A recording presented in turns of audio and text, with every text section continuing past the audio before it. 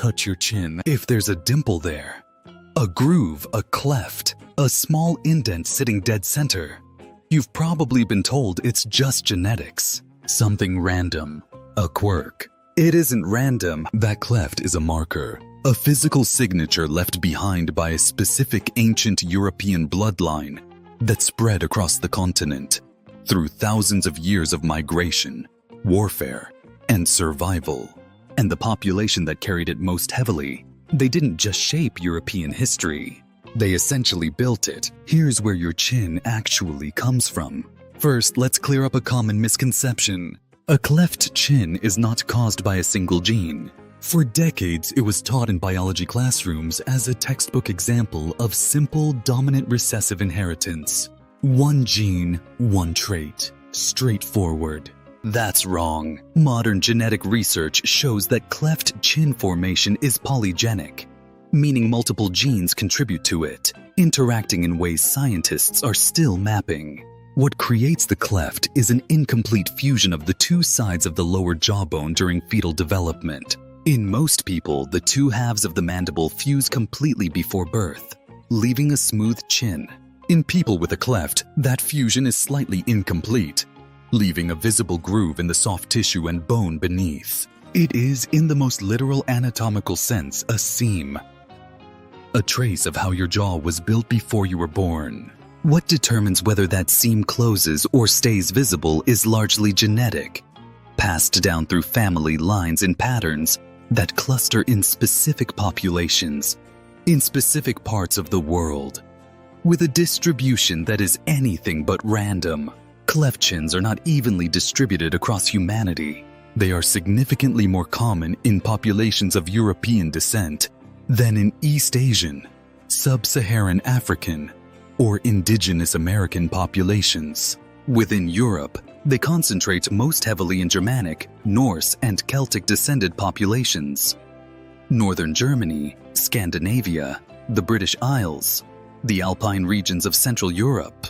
That distribution is the first clue, because those are not random groupings.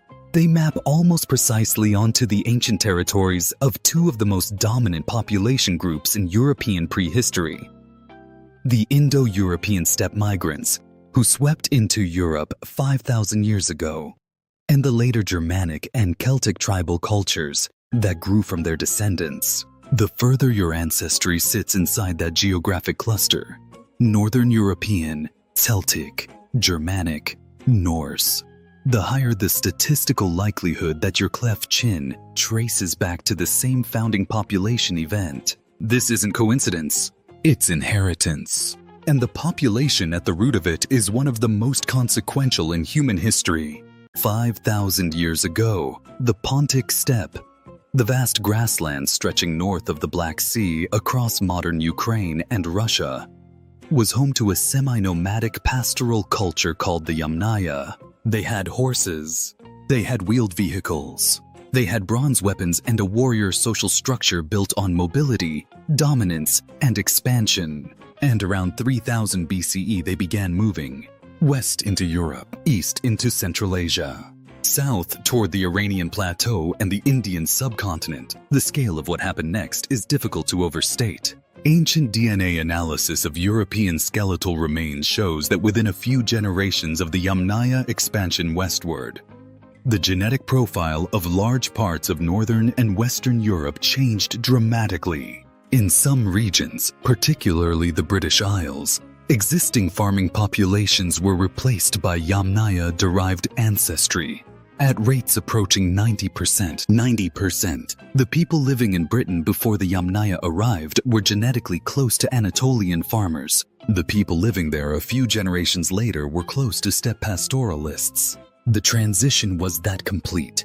The Yamnaya and their direct descendants, the corded ware culture, the Bell-Beaker people, the Proto-Celtic and Proto-Germanic tribes, carried the polygenic variants associated with cleft chin formation in measurable concentrations. As they replaced existing European populations, those variants spread with them, embedding in the founding genetic layer of almost every major Northern and Western European population group: Celtic, Germanic, Norse, Anglo-Saxon. Norman, every major population wave that shaped the British Isles, France, Germany, and Scandinavia descends in significant part from those original steppe migrants, and they all carried this trait forward. Here's where it gets interesting from a historical record standpoint. The cleft chin appears consistently in Roman sculpture, not as an artistic convention, but as an individualized physical detail recorded with documentary precision. Roman portrait busts were not idealized. They were obsessively realistic, capturing specific facial features including jaw structure and chin morphology. Julius Caesar is depicted in several surviving busts with a notably strong dimpled chin structure. Augustus, Rome's first emperor, shows a defined chin cleft in the most carefully authenticated portraits. Marcus Aurelius, Hadrian, Trajan. The trait appears repeatedly across the imperial portraiture record. This matters because the Roman ruling class, particularly in the Republican and early imperial periods, drew heavily from the Latin and Sabine populations of central Italy, populations that carried significant Indo-European steppe ancestry from earlier Bronze Age migrations into the Italian peninsula. The same founding genetic layer, the same steppe ancestry, the same physical markers surfacing in the faces of the most powerful men in the ancient world, and being recorded in stone precisely because Roman portraiture demanded accuracy over flattery. When you see a cleft chin on a Roman bust in a museum, you are looking at the same genetic variant that may be sitting on your face right now. The cleft chin has a cultural history worth acknowledging. Across European traditions, Celtic, Germanic, and Norse, strong jaw structure was consistently associated with warrior lineage, physical dominance, and noble descent, not because ancient people understood genetics, but because physical traits that clustered within ruling and warrior classes became, over time, markers of those classes themselves. In a world where bloodline determined rank, land ownership, and legal standing, the physical features that appeared most consistently in dominant lineages carried social weight. A cleft chin appearing repeatedly in a chieftain's family line would, over generations, become associated with that family's power, not as cause and effect, but as correlation embedded in cultural memory. This is visible in the artistic record. Celtic warrior iconography, Viking carved figureheads, Roman imperial portraits. Strong chin structure, including the cleft, appears disproportionately in depictions of leaders, warriors, and gods across Northern European visual culture. Your face, if you carry this trait, has been read as a signal of lineage for a very long time.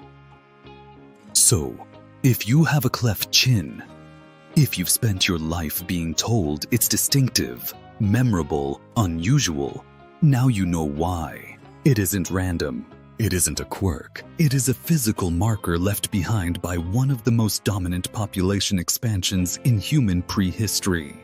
A trace of the Yamnaya steppe migration that reshaped an entire continent, embedded in the founding genetic layer of every major Northern and Western European culture that followed. Celtic warriors carried it, Roman emperors wore it, Norse chieftains passed it down, and it arrived here in the specific arrangement of bone and tissue on your face. That cleft is not a coincidence. It is 5,000 years of unbroken inheritance, written in the one place you can't hide it. Subscribe. See ya.